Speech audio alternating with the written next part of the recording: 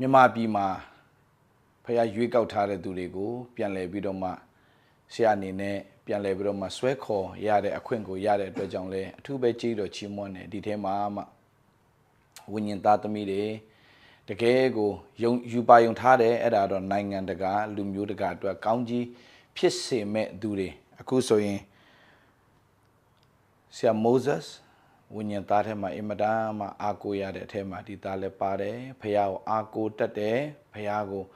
အားကိုးပြီးတော့သွားလာတယ်တော်ယုံတိုင်ယုံဆိုရင်ဆရာအနေနဲ့တခုပဲတင်ပေးတဲ့အရာတော့ဖះကိုပဲအားကိုးဖះကိုအားကိုးဆိုတော့တခါလေမှာအခက်ခဲပြဿနာတွေရှိတယ်ဆိုတာသိပါတယ်သိတော့ညာလည်းပဲအဲ့ဒီအခက်ခဲပြဿနာတွေကိုဖះနဲ့မဖြေရှင်းတတ်ရင်ကျွန်တော်တို့လူတွေကိုဘာတရားတွေဟောမှာလဲကျွန်တော်တို့ဖះနဲ့တွာလာခြင်းရဲ့တက်တေကိုရမှာပဲအဲ့ဒီတက်တေကိုသူများကိုပြန်ပြီးတော့မှပြောကြတဲ့အလုပ်ဟာအမှုတော်ဆောင်တွေရဲ့အလုပ်ဖြစ်တယ်လူတိုင်းပဲလောကသားတွေအတိုင်းပဲလိုက်ပြီးတော့မှဆုံးဖြတ်ချက်ချမယ်ဆိုရင်တော့ဘယ်တော့မှကျွန်တော်တို့ဟာစာဖတ်ပြီးတော့ဟောတဲ့သူတွေပဲဖြစ်လိမ့်မယ်ဖះနဲ့အတွေ့အကြုံရပြီးတော့ဟောတဲ့သူမဟုတ်တဲ့အတွက်ကြောင့်လူတွေကိုကျွန်တော်တို့က concept နဲ့ပဲဟောတဲ့သူဖြစ်လိမ့်မယ် conviction နဲ့ဟောလို့ရမှာမဟုတ်ဘူး concept နဲ့ conviction နဲ့ဘာကွာတယ်လဲတဲ့ဒါလေးကိုရှင်းပြချင်တယ် concept ဆိုတာက idea ပေါ့စာဖတ်ပြီးတော့မှရလာတဲ့ idea လေးကိုသူများကိုဝေငှတာတော့လူတွေအတွက်ဘ ഹു တုတရတာပေါ့ဒါပေမဲ့ conviction ဆိုတာကတော့ဘာလဲဆိုတော့ကိုဖျားနဲ့ရလာခဲ့တဲ့တတ်တဲ့နော်ကိုဖျားနဲ့ရလာခဲ့တဲ့တတ်တဲ့ကိုအာမခံချက်နဲ့ဟောတော့တာအဲ့ဒီခါမှာအဲ့ဒီအာမခံချက်နဲ့ဟောတာကိုနားထောင်ရင်းနဲ့သူ့ကိုတောင်မှဖျားကတတ်တဲ့ပေးရင်ငါ့ကိုလည်းဘာလို့တတ်တဲ့မပေးရမှာလဲဆိုတဲ့ယုံကြည်ခြင်းတွေဖြစ်လာပြီးတော့မှလက်တွေ့လှုပ်ဆောင်တဲ့အခါမှာတတ်တဲ့တွေရလာကြတယ်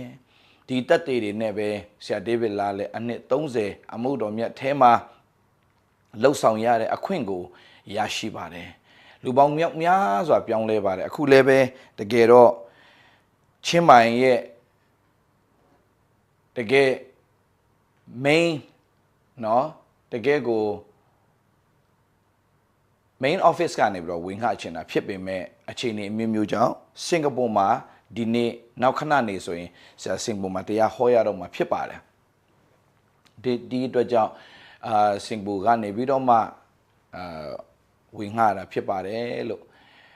ဒီနေရာကနေပြီးတော့လည်းအရောက်စီတိုင်းကိုပြန်ပြီးတော့မှနှုတ်ဆက်ပါတယ်ဖျားသခင်ညှိတက်ခြင်းဟာဒီတို့ပေါ်မှာတက်ရောက်ပါစေ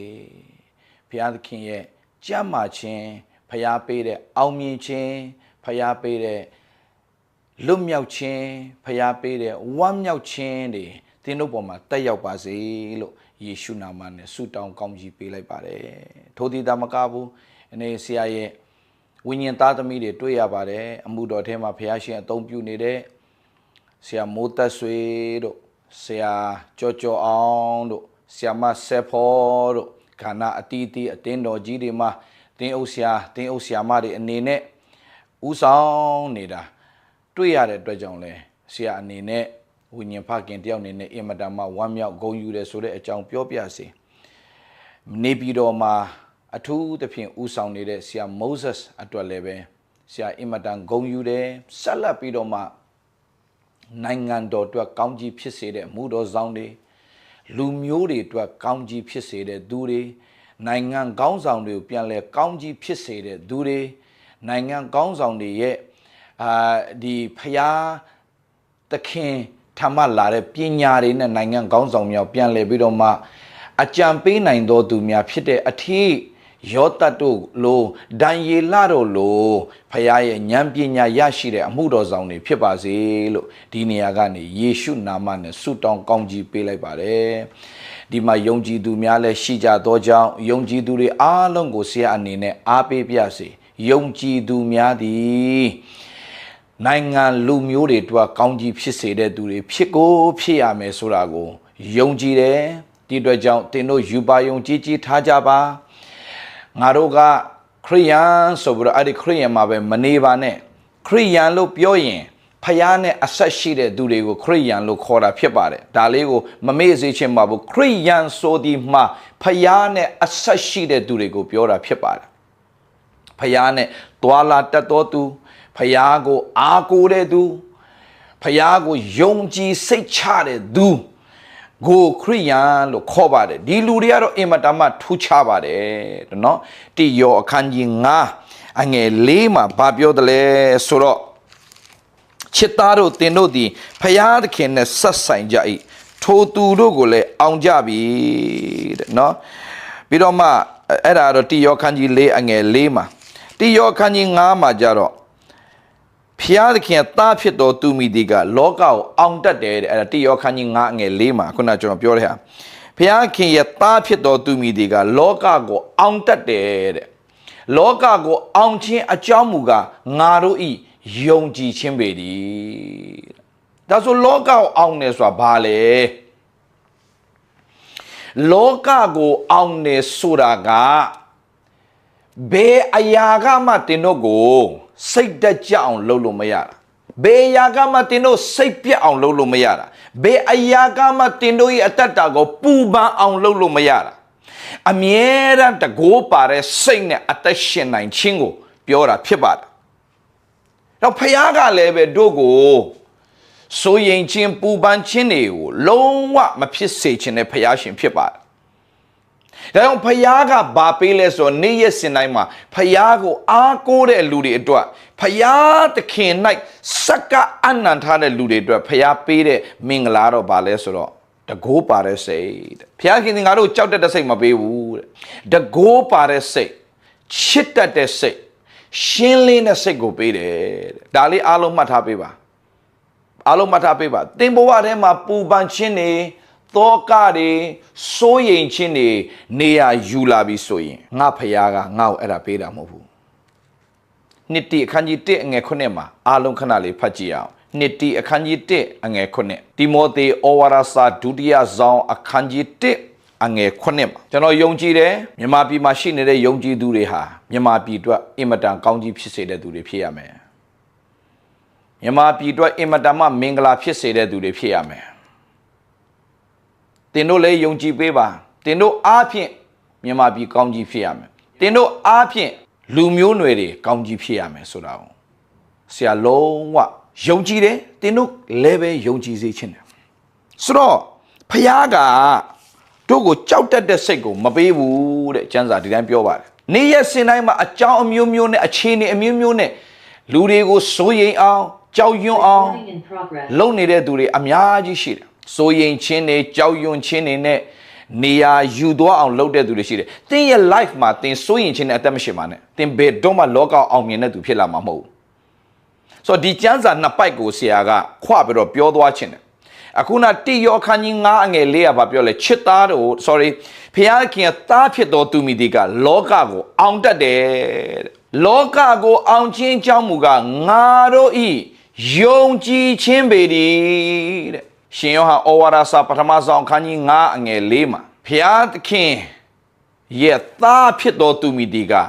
လောကကိုအောင်တယ်တဲ့လောကရဲ့အရာတွေကတင်းတို့ဆွဲချလို့လုံးဝမရစေရဘူးတဲ့လုံးဝဆွဲချလို့မရစေရဘူးတဲ့ဒံယေလရဲ့အတ္တတာကိုကြည့်အဲ့ဒါဖယားသားစစ်ယောသတ်တို့အတ္တတာကြည့်အဲ့ဒါဖယားသားစစ်ဆရာဒီနေ့ရိုးရိုးတန်တန်ခရိယန်နေဖြစ်တာထက်ဖယားပေါ်မှာတကယ်စိတ်ချတဲ့ယုံကြည်သူတွေဖြစ်စေချင်တယ်ယုံရင်အပြတ်ယုံမယုံရင်မယုံနဲ့ယုံပြီးဆိုရင်စိတ်ချလိုက်ချယုံပြီးတော့မှငါဖယားရှိတယ်ဆိုတဲ့စိတ်နဲ့အလုံးလုံးတတ်တဲ့သူတွေဖြစ်ဖို့အင်မတန်အရေးကြီးတယ်ညီကိုမောင်မတို့ဒံယေလဟာဖယားသားစစ်ဆိုတော့ဖယားသားစစ်ကဘာလုပ်လဲတဲ့ဖယားကိုအားကိုးတယ်စူးစမ်းတယ်လူအားမကုန်1996ခုနှစ်ကတည်းကဆရာဒေးဗစ်လာရဲ့စာအုပ်ပေါ်မှာထိတ်ဆုံးစာအုပ်မှာရေးထားတယ်ဖယားသခင်ရှေ့မှာဒူးထောက်တဲ့လူကဘယ်တော့မှလူရှေ့မှာဒူးမထောက်ရဘူးဆိုတဲ့ဆောင်ပုဒ်လေးကိုရေးထားတယ်ဖယားရှေ့မှာငါဒူးထောက်မယ်ဘယ်တော့မှလူရှေ့မှာငါဒူးမထောက်ရဘူးအဲ့ဒီအတ္တတာနဲ့ပဲအသက်ရှင်ခဲ့တယ်1996ခုနှစ်ကတည်းကဆုံးဖြတ်ချက်ချလိုက်တယ်သင်ဒီနေ့ဆုံးဖြတ်ချက်ချပါအဲ့ဒါဘာလဲဆိုတော့ငါဖယားရှေ့မှာဒူးထောက်မယ်ဖယားကိုအားကိုးမယ်ဖယားကိုအားကိုးတဲ့လူရဲ့အတ္တတာကအင်မတန်ထူးခြားတယ်ဘယ်လိုထူးခြားလဲဆရာ ဖယားကိုအားကိုးတဲ့လူသည်လူကိုအားကိုးကြမလို့လူတွေကကိုပြန်အားကိုးရတယ်လူတွေကကိုပြန်အားကိုးရတယ်ဖယားကိုအားကိုးတတ်တဲ့လူဒီနေ့ဆရာအနေနဲ့ဒီတစ်နှစ်မြောက်ဟာလားအသင်းတော်ရဲ့တစ်နှစ်မြောက် anniversary မှာဆရာကဘာကိုအဓိကညီကိုမောင်နှမတွေကိုသင်ပေးခြင်းတယ်လဲဆိုရင်ဖယားရှေ့မှာဒူးထောက်တတ်တဲ့ဒံရီလကဲ့သို့ဖယားသားသမီးတွေဖြစ်စေခြင်းတယ်ဖယားကိုအားကိုးတတ်သွားရင်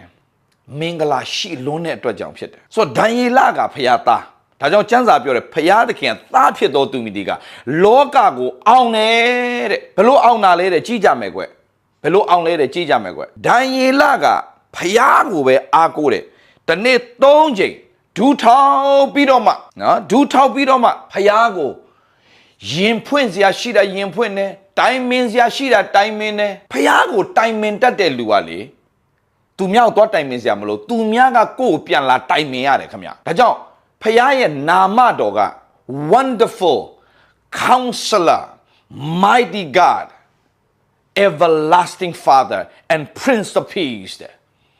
ဆိုတော့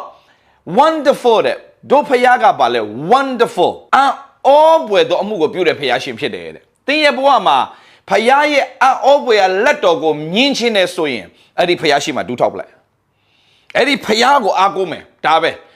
ဘယ်သူကမှငါရဲ့နှလုံးသားထဲမှာဖြစ်နေတဲ့အရာတွေအလုံးရင်မဖွင့်ငါဖယားကိုရင်ဖွင့်မယ်ငါဖယားကိုပဲတိုင်မင်မယ်ဆရာဆိုရင်အများကြီးကြုံတွေ့ရတာပေါ့ဆရာဆိုအများကြီးကြုံတွေ့ရတာပေါ့အများကြီးဒါပေမဲ့ဘယ်သူမှမပြောဘူးဝိညာဉ်ဖခင်တယောက်နေနဲ့ဟိုလူတွေကိုပဲရှောက်ပြောမယ်ဆိုရင်ဖခင်လှုပ်လို့မရတော့ဘူးသားသမီးတို့ဘယ်လိုပြန်တုံတင်ပါလဲတုံတင်လို့မရတော့ဘူးပဲဆိုတော့ဆရာအနေနဲ့ဆိုရင်ဖယားကိုပဲအားကိုးတယ်ဖယားကိုပဲဖတ်တွေ့ထားတယ်အခုလည်းမကြသေးမီကဂျပန်နိုင်ငံမှာဖယားเจ้าဝယ်ဖို့ဖြစ်လာတဲ့အခါမှာခက်ခဲမှုလေးတွေရှိပါတယ်ဝိညာဉ်သမီးဖြစ်တဲ့ရှာမထထမစိုးရင်နဲ့ဖယားကအချိန်တန်အလုပ်လုပ်မယ်အခုလဲဖယားကအံ့ဩပွေအလုပ်လုပ်တာပဲဒီဇင်ဘာလမှာကျွန်တော်ဖွင့်ပွဲလုပ်တော့မှာဖြစ်ပါတယ်9ရက်နေ့မှာဒီလကုန်ဆိုကျွန်တော်ဝယ်ပြီဖယားရှင်ဘယ်လောက်ကောင်းမြတ်တယ်လဲဖယားဘယ်လောက်ကောင်းမြတ်လဲဟိုတထေးဒီတထေးသွားပြီးတော့အားကိုးနေလို့လဲပြီးမှလည်းမဟုတ်ပါဘူးဒါပေမဲ့ဖယားကိုအနှံလိုက်တဲ့အခါမှာဖယားကလှပစွာအလုပ်လုပ်တယ်ဆိုတာတွေးရတယ်နော်ဂျပန်နိုင်ငံလိုနေရာမျိုးမှာတိုကျိုလိုနေရာမျိုးမှာဖယားเจ้าဝယ်ဖို့ဆိုတာကလူအနေနဲ့ဆိုရင်ဒါမဖြစ်နိုင်တဲ့ကိစ္စတွေပါဒါပေမဲ့မဖြစ်နိုင်တာကိုဖြစ်စေတဲ့ဖယားခင်ရှိတယ်ဆိုတာလေးကိုကျွန်တော်ပြောပြချင်တယ်ဒါကြောင့်ဖယားကိုအားကိုးတတ်ဖို့အရန်ရေးကြီးတယ်ဖယားခိုးလုံတတ်ဖို့အရန်ရေးကြီးတယ်ဒံယေလကဲ့သို့ဒူးထောက်တတ်ဖို့အင်မတန်အရေးကြီးတယ်ကောင်းကြီးခံစားခြင်းလို့ဒူးထောက်တာမဟုတ်ဘူးဖယားသားမှန်ရင်ဖယားကိုအားကိုးတတ်မယ်ဖယားသားမှန်ရင်ဖယားကိုအားကိုးတတ်ရမယ်အားမကိုးတတ်ရင်ဖယားသားသမီးတွေမဟုတ်တော့ဘူးဒါအောင်ဒီကျမ်းစာအရကြည့်မယ်ဆိုရင်ဖယားသားဖြစ်သောသူမိဒီကလောကကိုအောင်တတ်တယ်တဲ့လောကကိုအောင်ခြင်းအကြောင်းမူကားငါတို့ဤယုံကြည်ခြင်းပေသည်တဲ့ဘာကိုယုံတာလဲတဲ့ဖယားတတ်နိုင်ခြင်းကိုယုံတဲ့သူဖြစ်ရမယ်ဘယ်အခြေအနေမှာပဲဖြစ်ဖြစ်အနုလက္ခဏာတွေမျိုးစုံပြောလိမ့်မယ်ငါတို့လည်းဆူတောင်းတာပါပဲ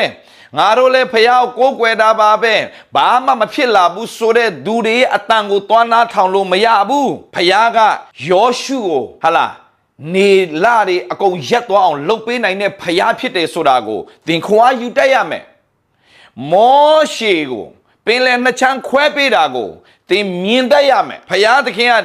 ဟာလားဒံယေလကိုချင်းသေးတွင်းတွေကနေကဲတင်ခဲ့တာကိုသင်ခွာယူတတ်ရမယ်ယုံတတ်ရမယ်ရှာဒရမေရှာဘင်နေဂေါတို့ကိုမိအိုင်ထဲကနေကဲလွတ်တဲ့ဖယားဖြစ်တဲ့ဆိုတဲ့နေရာကနေအာယူတတ်ရမယ်အဲ့လိုမျိုးယုံကြည်ခြင်းကိုတိဆောက်ရမယ်ဟိုလူဒီလူကိုသွားကြည့်ပြီးတော့မတိဆောက်ရဘူးသင်ရဲ့ယုံကြည်ခြင်းကိုဖယားရဲ့စကားအပေါ်မှာဖယားနဲ့သွားလာခဲ့တဲ့သူတွေရဲ့တတ်သေးတွေအပေါ်မှာပဲတင်ဘဝကိုတိဆောက်ပြီးတော့မှယုံကြည်ခြင်းနဲ့အသက်ရှင်မယ်ဆိုရင်တင်ရထူးခြားသောသူဖြစ်လာလိမ့်မယ်ထူးခြားသောသူဖြစ်လာလိမ့်မယ်ဟိုပတ်ဝန်းကျင်သွားကြည့်လိုက်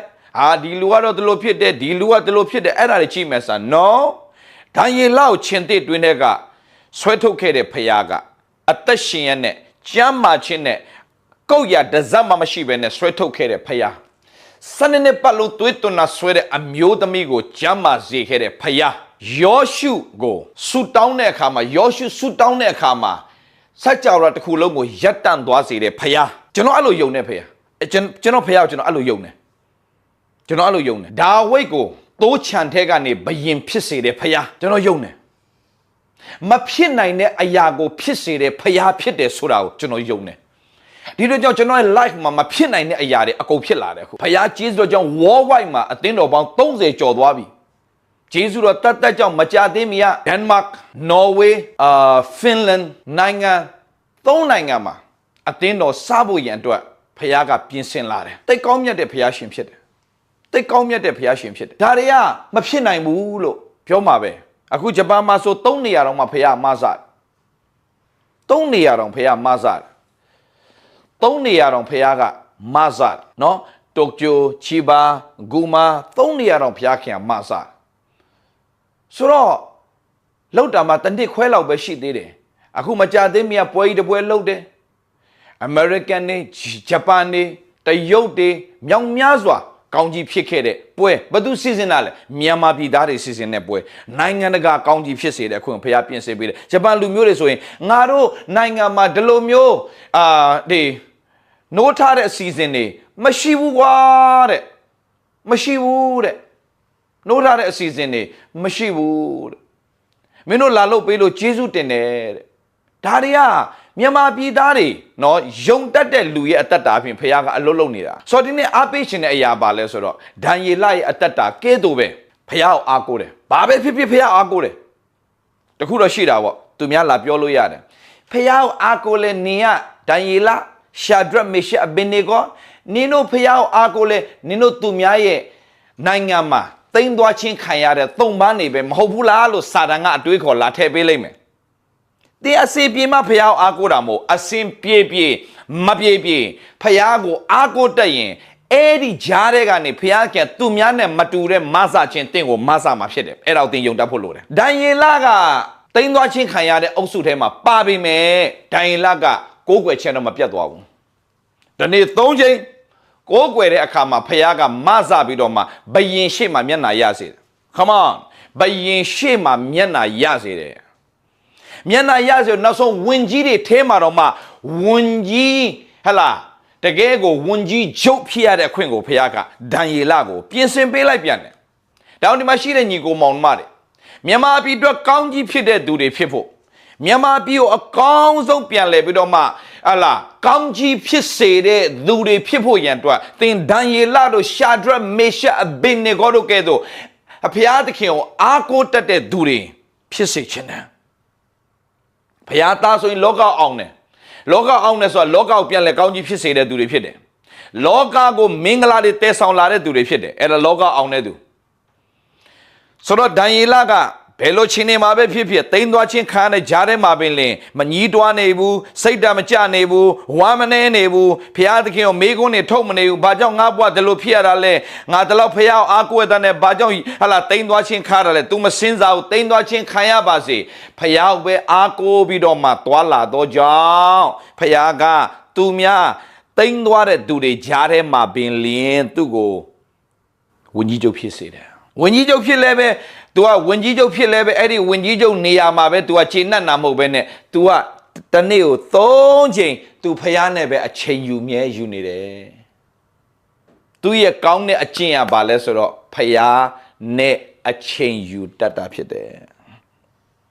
Then below be a loading Miabazi, Paya Tatami, Maye, Payane a chain you that they do up here, man. Below Miabazi. Piano chain you daba, please. So Piano a chain you dying, Piano chain this of Balodale, suit down your memo. Detail Piano Twala Kede Ludi, a jungle in Lila Yame. Through below Piano Twalale. Danielado a Piao Agure. A simpilo Aguramo, they watching kind of put him up by me Piao Aguro, Piaga. Turogo la thine do the shima bin Miana Yada Queen Piapian and baby. Di Mingla. Yogi do the Mataya Basi.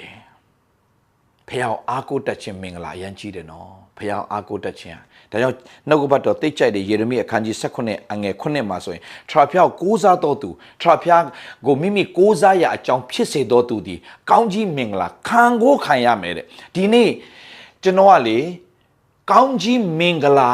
ဖြစ်စေတဲ့သူတွေတင်တို့ပဲကောင်းကြီးခံစားရမှာမို့နော်သူများကိုပါကောင်းကြီးဖြစ်စေတဲ့သူတွေတင်တို့ဖြစ်စေခြင်းနဲ့ယေရမိအခန်းကြီး18အငယ်9မှာထာဝရဘုရားကိုကိုးစားတော်သူထာဝရဘုရားကိုမိမိကိုးစားရအကြောင်းဖြစ်စေတော်သူသည်ကောင်းကြီးမင်္ဂလာခံကိုခံရမယ်လို့ပြောတာခံအပ်တယ်ဆိုတာခံကိုခံရမယ်ကွယ်တဲ့ဘုရားဂရုပေးတာဒါကြောင့်ဒီမှာရှိတဲ့ညီကိုမောင်မာတယ်ဖယားသားသမီးတွေကလောကအောင်နေနော်လောကအောင်တဲ့သူတွေဖြစ်ချင်လားဘာလို့မလဲဖယားအားကိုးမယ်ဘယ်လိုဖယားအားကိုးမလဲဒံယေလတို့ကဲ့သို့ဖယားအားကိုးမယ်ဒံယေလဘယ်လိုအားကိုးတာလဲဘယ်လောက်အလုပ်များပါစေတစ်နှစ်3ချိန် तू တတ်မှတ်ထားတဲ့အချိန်မှာ तू တတ်မှတ်ထားတဲ့နေရာလေးမှာသွားပြီးတော့တတ်မှတ်ထားတဲ့အချိန်တတ်မှတ်ထားတဲ့နေရာလေးမှာဘယ်လောက်ပဲအလုပ်များပါစေဖယားသခင်ဒီကိစ္စတော့ဘလို့ဖြေရှင်းရမှာမသိတော့ပါဘူးဒီကိစ္စမှာတော့ကျွန်တော်ဒီလိုစိုးရိမ်မှုလေးတွေဖြစ်နေပါတယ်ဖယားသခင်ဒီကိစ္စတွေမှာဘလို့ကျွန်တော်ပြန်ပြောရမလဲမသိတော့ပါဘူးဖယားသခင်ကျွန်မမသိတော့ပါဘူးဖယားသခင်ဒီသားသမီးကိစ္စကိုဘလို့ကင်တွက်မှမသိတော့ပါဘူးဖယားကိုယင်ဖွင့်တဲ့အခါမှာဖယားကဘာပေးလဲတဲ့အအောင်စရာကောင်းတဲ့ညီကိုမောင်မလို့ဖယားဘာပေးတယ်လဲတဲ့ဖယားသားသမီးတွေအတွက်ဖယားပေးတဲ့လက်ဆောင်ကပညာဗျပညာဖယားပေးတဲ့လက်ဆောင်အကြီးမားဆုံးလက်ဆောင်ပညာအဲ့ဒီပညာဘယ်ထဲမှာထည့်ထားသလဲတဲ့သုတ်တန်ကျမ်းအခန်းကြီး2အငယ်6မှာသုတ်တန်ကျမ်းအခန်းကြီး2အငယ်6ထာဝရဘုရားသည်ပညာကိုပေးတော်မူတတ်၏တဲ့သုတ်တန်ကျမ်းအခန်းကြီး2အငယ်6မှာထာဝရဘုရားသည်ပညာကိုပေးတော်မူတတ်၏နားလေနိုင်သောဉာဏ်သည်နှုတ်ကပတ်တော်အားဖြင့်ဖြစ်တယ်တဲ့ဟာလေလုယာဘုရားခင်နာမဘုန်းကြီးပါစေဖယားသခင်ကပညာကိုပေးတယ်နော်တဲ့ဒံယေလကလေဗလိုင်းပညာရတာမဟုတ်ဘူးသူ့ရဲ့ daily routine ဖြစ်တဲ့တစ်နှစ်3ချိန်ဖယားနဲ့ကိုးကွယ်နေရင်နဲ့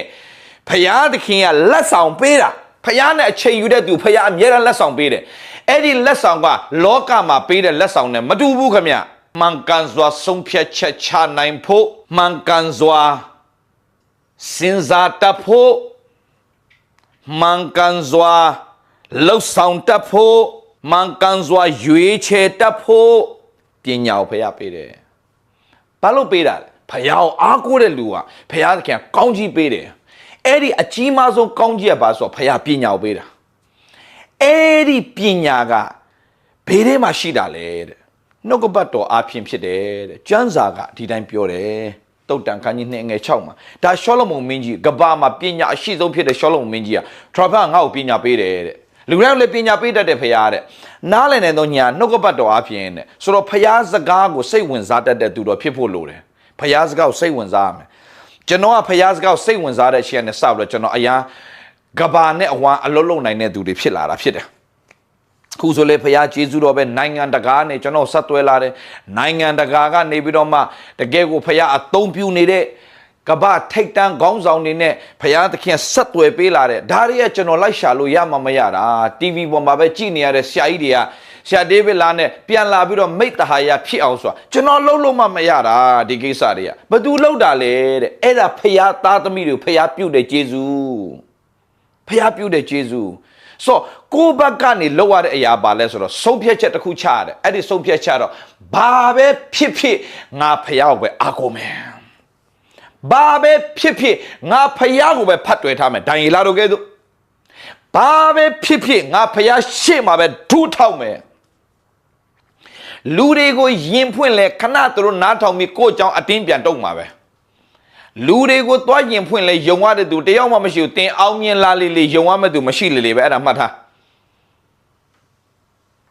အောင်မြင်လာလေဖယားချီးမြှောက်လာလေတင်ယုံရမဲ့သူမရှိဘူးယုံစရာတပါးပဲရှိအဲ့ဒါဖယားသခင်ပဲဖြစ်တယ်ဆိုတော့တင်စိတ်ချပါဖယားဝဲဖတ်တွေ့ပါဆိုဖယားသားဖြစ်တဲ့ဒံယေလကဘလောက်ပဲအောင်မြင်ဘလောက်ပဲဖယားသခင်ကဟလာချီးမြှောက်ပါစေသူကတော့ဖယားဝဲဖတ်တွေ့ထားတယ်ဖယားဝဲအားကိုးတယ် တနေ့3ချိန်ဖခင်နဲ့အချိန်ယူတဲ့အခါမှာသူ့ရဲ့ဆုံးဖြတ်ချက်ချတဲ့အရာတွေအကြံပေးတဲ့အရာတွေအိုးစကားပြောလိုက်တိုင်းစကားလုံးတိုင်းကတန်ဖိုးအယမ်းရှိတယ်တန်ဖိုးအယမ်းရှိတယ်တန်ဖိုးရှိတာတိလာတဲ့အချိန်မှာအော်ငါဖခင်ရှိမှဒူးထောက်ရတဲ့မင်္ဂလာအယမ်းကြီးတာပဲငါပြောတဲ့စကားတိုင်းကသူများအတွက်ကောင်းကြီးဖြစ်နေတယ်ဒါဆိုတော့သူများတွေမြောက်များစွာကောင်းကြီးဖြစ်ဖို့ငါဖျားရှိမှာပဲဒူးထောက်တာပျော်သွားပြီဆိုတဲ့သူတင်ဖြစ်လာလိမ့်မယ်တင်ဖြစ်လာလိမ့်မယ်ဆိုတော့ဒိုင်လအချိန်တိုင်းမှာဖျားရှိမှာပဲဒူးထောက်တော့ဖျားနဲ့မိသားဖွဲ့ဘယင်ကြီးရှိမှာပြန်ရက်ပြီဘယင်ကြီးမေးတဲ့စကားတွေကိုဖြေနိုင်တဲ့အခါမှာဘယင်သိတယ်ဒါလူရိုးတန်းဆရာလာတာမဟုတ်ဘူးဖျားဆရာလာတာဒါကြောင့်တနေ့3ချိန်သူပျောက်သွားလဲကျူးမမဆိုင်တာဘယင်ကြီးဘာဖြစ်လို့လဲ तू အဲ့ဒီ3ချိန်ယူနေတဲ့ဟာငါအတွက်ကြီးမားသောမင်္ဂလာဖြစ်တယ်ဆိုတာဘယင်သိတယ်ဒါပေမဲ့တင်တခုမှတ်ထားဖျားအားကိုးလို့ဖျားချီးမြှောက်လာရင်မှတ်ထားတင်းကိုဆွဲချမှာစာတန်ပဲစာတန်ဒါပေမဲ့စာတန်က तू ကလူကိုအသုံးချတတ်တယ်မှတ်ထားပါအာနေတဲ့သူဇာတိများတဲ့သူအတ္တကြီးတဲ့သူတွေကိုစာတန်ကသုံးတတ်တယ်မှတ်ထားနော်ဖျားဘယ်လိုလူသုံးလို့ရလဲအတ္တကိုညင်းပယ်တဲ့သူဖျားသုံးလို့ရတယ်အတ္တကိုညင်းပယ်တဲ့သူမိမိအလိုကိုနော်အတ္တဆိုတာမိမိအလိုကိုညင်းပယ်တဲ့သူပေါ့မိမိအလိုထက်ဖျားအလိုတော်အတိုင်းဖြစ်ပါစေပြီးတော့မှချစ်တတ်ခြင်းကိုပဲရွေးချယ်တဲ့သူဆရာဒေးဗစ်လာပေါ်မှာမကောင်းတဲ့သူတွေရှိပါတယ်ဆရာကျွေးမွေးနေနေဆရာမကောင်းတာရှိတယ်ဒါပေမဲ့ဆရာအမြဲတမ်းပြောလဲငါသူ့ကိုချစ်ဖို့ငါဆုံးဖြတ်ထားပြီးသားငါပေါ်ကောင်းမကောင်းငါသူ့ကိုချစ်ဖို့ငါဆုံးဖြတ်တယ်ဘာဖြစ်လို့လဲတို့လိုချစ်ဆရာမကောင်းတဲ့လူတော်မှဖះချစ်သေးတာပဲသူ့ကိုငါဘာလို့မချစ်ရမှာလဲချစ်ဆရာကောင်းမှချစ်တယ်ဆိုရင်ဒါလောကသားတွေအလုပ်ပဲလေလောကသားတော့လုံနိုင်တာပဲဖះသားသမီးဆိုတာဖះရဲ့နှလုံးသားရှိတဲ့သူတွေကိုယ့်ပေါ်မကောင်းလဲကိုယ့်အလုပ်ကကောင်းဖို့ပဲလေကိုယ့်မချစ်လဲပဲကိုယ့်ရဲ့အလုပ်ကချစ်ဖို့ပဲလေဒါကိုဆုံးဖြတ်ချက်ချနိုင်တဲ့သူတွေဖြစ်ဖို့လိုတယ်ဆိုတော့စာတန်ကဘယ်လိုလူသုံးလို့ရလဲဖះဘယ်လိုလူသုံးလို့ရလဲစာတန်ဘယ်လိုလူသုံးလို့ရလဲဖះကမိမိအလိုထက်ဖះအလိုကိုဝန်ခံတတ်တဲ့သူဖះအရန်သုံးတယ်ပြီးတော့အတ္တကိုနော်အတ္တကိုနေရာမပေးဘူးကိုယ့်ရဲ့ခံစားချက်ကိုနေရာမပေးပဲဖះရဲ့စကားကိုပဲနေရာပေးတတ်တဲ့သူဖះအရန်သုံးတယ်ဒါပေမဲ့စာတန်ကဘယ်လိုလူသုံးလို့ရလဲတဲ့အတ္တအရန်ကြီးတဲ့သူတွေပြီးတော့မှဒီအတ္တရမ်းကြည့်တဲ့တကူကောင်းဆန်တဲ့လူတွေပေါ့ဗျာတကူကောင်းဆန်တဲ့အတ္တကြီးတဲ့သူတွေဒီလူတွေစာရရန်သုံးလို့ရတယ်ဆိုတော့မှတ်ထားပေးသင်ရဖျားကိုအားကိုးပြီးတော့မှဖျားနဲ့တွာလာလို့ရှင်ဖျားချီးမြှောက်တယ်ချီးမြှောက်တဲ့အချိန်မှာအဲ့ဒီအတ္တကြီးတဲ့သူတွေကိုစာရန်ကပြန်သုံးလို့သင်ကိုဆွဲချတတ်တယ်တတိထားဆွဲချရင်ဘယ်တော့မှအဲ့ဒီလူတွေကိုသင်အာယုံသွားမဆိုင်နဲ့သင်လှုပ်ရှားရှိတာပဲလို့အတ္တကြီးတဲ့လူတွေတော်တော်များများကစာတန်အတုံးချတယ်အဲ့ဒီစာတန်ကသူတို့ကိုအတုံးချပြီးတော့သင်ကိုရှေ့ဆက်သွားလို့မရအောင်သင်ကိုဖျားဆက်ချီးမြှောက်လို့မရအောင်အမျိုးမျိုးသောနည်းနဲ့ဒုက္ခပေးလိမ့်မယ်ဒါမဲ့သင်အားပေးခြင်းနဲ့ဆရာလေသင်အဲ့လိုမျိုးကြုံတွေ့ရရင်သင်ဘသူကိုမှသူတို့ကိုသွားအာယုံမဆိုင်မိစေနဲ့အာယုံဆိုင်မိရင်သင်မှားသွားလိမ့်မယ်သင်အာယုံဆိုင်ရမှာဖျားသင်ပေါ်မကောင်းတဲ့လူကိုသင်ဘယ်တော့မှအာယုံမဆိုင်နဲ့သင်အပေါ်ကောင်းမြတ်တဲ့ဖျားကိုပဲသင်အာယုံဆိုင်ပါအဲ့ဒါလေးမှတ်ထားပါညီကိုမောင်မတို့အဲ့ဒါလေးမှတ်ထားပါသင်အပေါ်မကောင်းတဲ့သူတွေကိုသင်အာယုံသွားလဲမဆိုင်နဲ့သူတို့အကြောင်းလဲမစင်စားနဲ့သင်ပေါ်အချိန်တိုင်းမှာကောင်းမြတ်တဲ့ဖျားကိုပဲအချိန်တိုင်းမှာသင်ကောင်းမြတ်ခြင်းကိုစဉ်းစားတတ်ရင်ဖျားကအဲ့ဒီသင်ပေါ်မကောင်းတဲ့လူတွေရှေ့မှာဖျားကသင်ကိုချီးမြှောက်သွားလိမ့်မယ်သင်ကိုဆွဲချမဲ့သူတွေရှေ့မှာပဲဖျားကသင်ကိုချီးမြှောက်ခြင်းတတ်တယ်ကိုသင်ရရှိလိမ့်မယ်ဒံယေလတို့အသက်တောက်ကြည့်ရှာဒရမေရှမင်နေဂေါတို့အသက်တာပဲကြည့်ဖျားကိုအားကိုးတတ်သောကြောင့်သူတို့ဖျားချီးမြှောက်တယ် ဖျားချီးမြောက်ရင်အတ္တကြီးတဲ့လူတွေကသင်ကိုဆွဲချဖို့ကြံစည်လိမ့်မယ်ဒါပေမဲ့သင်ရဲ့အလုတ်ကသင်ကိုပြဿနာရှာတဲ့သူတွေသင်ကိုဟာလာဒုက္ခပေးခြင်းတဲ့သူတွေသင်ကိုမကောင်းပြောနေတဲ့သူတွေကိုသင်အာယုံတွားမဆိုင်မိစေနဲ့အင်္ဂလိပ်လိုဆိုရင်တော့ focus အာယုံတွားမဆိုင်ရအောင် you cannot focus on them you have to focus on Jesus ကောင်းမြတ်လွန်းတဲ့ဖယားကိုပဲသင်အာယုံဆိုင်ပြီးတော့မှ no ကိုတော့ကောင်းမြတ်တယ်မကောင်းတဲ့လူတွေဆိုတော့သူတို့မှာတော့ရှိမှာပဲလေလူတိုင်းမှာရှိမှာပဲဒါပေမဲ့အဲ့ဒါကိုသွားအာယုံမဆိုင်ပဲနဲ့ဖယားကောင်းမြတ်ခြင်းပဲသင်အာယုံဆိုင်ရင်ဖယားကလေခေအဆက်ဆက်မှာသူများနဲ့မတူအောင်သင်ကိုဖယားကချီးမြှောက်ကောင်းကြီးပေးလိမ့်မယ်ဒါကြောင့်ဒီမှာရှိတဲ့ညီကိုမောင်မမိသားစုတွေနံပါတ်1ဖယားသားသမီးဖြစ်တယ်ဆိုရင်နံပါတ်2ဖယားကိုပဲအားကိုးကြရအောင်ဖယားကိုဘယ်ချိန်မှအားကိုးမှလဲအစင်ပြေဖို့ကိုးကွယ်နေတာမဟုတ်ဘူးကိုးကွယ်ထိုက်တဲ့ဖယားမို့လို့ကိုးကွယ်တာအစင်ပြေရင်ပြေမယ်မပြေမပြေဘူးအရေးမကြီးဘူးကိုးကွယ်ထိုက်တဲ့ဖယားကိုကိုးကွယ်ရတာကတန်နေပြီဆိုတဲ့စိတ်နဲ့ဖယားရှိမှဒံရီလာတော့ကဲ့သို့ဒူးထောက်တတ်မယ်ဆိုရင်တော့သင်တို့ကိုဖယားသခင်ကနိုင်ငံတွေအတွက်လူမျိုးတွေအတွက်ကောင်းကြီးဖြစ်စေတဲ့သူဖြစ်ကိုဖြစ်လာလိမ့်မယ်သင်တို့အပြင်ရက်ွက်တွေကောင်းကြီးဖြစ်လာမယ်သင်တို့အပြင်ဟလာဒေတာတွေကောင်းကြီးဖြစ်လာမယ်လူမျိုးတွေကောင်းကြီးဖြစ်လာမယ်နောက်ဆုံးနိုင်ငံတွေပါကောင်းကြီးဖြစ်လာမယ်နောက်ဆုံးနိုင်ငံခေါင်းဆောင်တွေပါပြန်လဲကောင်းကြီးဖြစ်စေတဲ့သူဖြစ်တဲ့မင်္ဂလာဒံယေလတို့ကဲ့သို့ရှာဒရက်မေရှအဘိနေဂေါတို့ကဲ့သို့ဖြစ်ရတဲ့ကောင်းကြီးဟာသင်တို့ပေါ်မှာတက်ရောက်လာလိမ့်မယ်တို့ကြောင့်ဒီနေ့မှာဆရာအနေနဲ့တော့သင်တို့ကိုဖယားကိုအားကိုးရင်တော့ဖယားချီးမြှောက်လိမ့်မယ်နောက်တစ်ခုပဲအားပေးခြင်းတယ်သင်မှာကိုးကွယ်ရမယ်ဖယားအားကိုးရမယ်ဖယားဖတ်တွေ့ရမယ်ဖယားရှိတယ်ဒါကြောင့်ကြောက်ရွံ့ခြင်းနဲ့စိုးရင်ခြင်းနဲ့လုံးဝအခွင့်မပေးပါနဲ့သင်ဘွားမှာဖယားကတို့ကိုကြောက်တက်တဲ့စိတ်မပေးဘူးတကိုးပါတဲ့စိတ်ချစ်တတ်တဲ့စိတ်ရှင်းလင်းတဲ့စိတ်ကိုပေးတဲ့အတွက်ကြောင့်ဖယားကိုဖတ်တွေ့ပြီးတော့မှအသက်ရှင်မယ်ဆိုရင်ဖယားကတို့ဘယ်တော့မှအမိမထားဘူးဥကောင်းမှထားလက်ဖယားခင်ကတို့ကိုချီးမြှောက်ကောင်းကြီးပေးလိမ့်မယ်ဖယားသခင်ကိုအားကိုးတဲ့သူဟာယေရမိအခန်းကြီး19ငယ်9မှာခုနဖတ်သွားတဲ့အတိုင်းပဲဖယားထာဝရဘုရားကိုးစားတော်သူထာဝရဘုရားကိုမိမိကိုးစားရအကြောင်းဖြစ်စေတော်သူဟာကောင်းကြီးမင်္ဂလာခံအပ်တော်သူဖြစ်တယ်တဲ့ထိုသူဟာမြင်နာမှာစိုက်တဲ့အပင်ကဲ့သို့အရွက်မညှိုးနွမ်းဟာလာအချိန်တိုင်အတီးတီးသောအပင်ကဲ့သို့ဖြစ်ရတဲ့အခွင့်ကိုဖယားကပြင်ဆင်ပေးတယ်ဒါကြောင့်ဒီမှာရှိတဲ့ညီကိုမောင်မတွေဘယ်လောက်ခက်ခဲတွေရှိပါစေဆုံးဖြတ်ချက်တစ်ခုပဲချငါဖယားကိုပဲအားကိုးမယ်ငါဖယားကိုပဲအားကိုးမယ်ဆရာဒေးဗစ်လာက1996ခုနှစ်ကတည်းကဆုံးဖြတ်ချက်ချခဲ့တာငါဖယားရှိမှဒူးထောက်မယ်ဘယ်တော့မှလူရှိမှဒူးမထောက်ရဘူးဆိုတဲ့ဆုံးဖြတ်ချက်တစ်ခုဟာခိုင်ခိုင်မာမာချခဲ့တော့ကြောင့်လူများတွေမြောက်များစွာပြန်လဲကောင်းကြီးဖြစ်စေတဲ့သူဖြစ်စေတယ်ဒီနေ့ဒီမှာရှိတဲ့ညီကိုမောင်မတွေအားဖြင့်မြောက်များစွာသောသူတွေကောင်းကြီးခံစားရ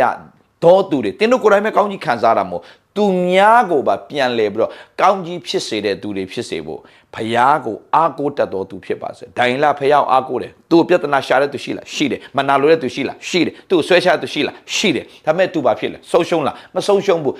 အဲ့ဒီထက်တောင်မှအောင်မြင်ရတဲ့အခွင့်ကိုဖယားပြင်ဆင်ပေးတယ်တခုပဲဘယ်တော့မှတင်းရဲ့ focus မမှားစေနဲ့တင်းကိုမကောင်းတဲ့သူတွေတင်းကိုဒုက္ခပေးတဲ့သူတွေတွားပြီးတော့အာယုံမဆိုင်နဲ့တွားပြီးတော့သူတို့ focus တွားမလုံးနဲ့တင်းကိုအမြဲတမ်းကောင်းမြတ်တဲ့ဖယားကိုပဲတင်းအာယုံဆိုင်ပြီးတော့မှဖယားကိုပဲအားကိုးပြီးတော့မှတွားလာမယ်ဆိုရင်တင်းရဲ့အတ္တတာဟာမြောက်များစွာသောသူတွေအတွက်ကောင်းကြီးဖြစ်စေတဲ့သူဖြစ်မယ်ဆိုတာကိုဒီနေ့ဆရာအနေနဲ့ခွန်အားပေးလိုက်ခြင်းပါတယ်အသင်းတော်ရဲ့တစ်နှစ်မြောက်တဲ့မှာမွေးနေ့မှာဆရာအနေနဲ့နောက်ဆုံးချက်လေးပြောချင်တာတော့အသင်းတော်ဆိုတာကမှတ်ထားပေးပါအစီအစဉ်တွေကောင်းလို့တရားဟောချက်ကောင်းလို့ထပ်အသင်းတော်ရဲ့အဓိကအနှစ်သာရက caring and sharing တူနဲ့တူဂရုစိုက်ပေးတတ်ခြင်းတူနဲ့တူဖေးမခြင်းတူနဲ့တူ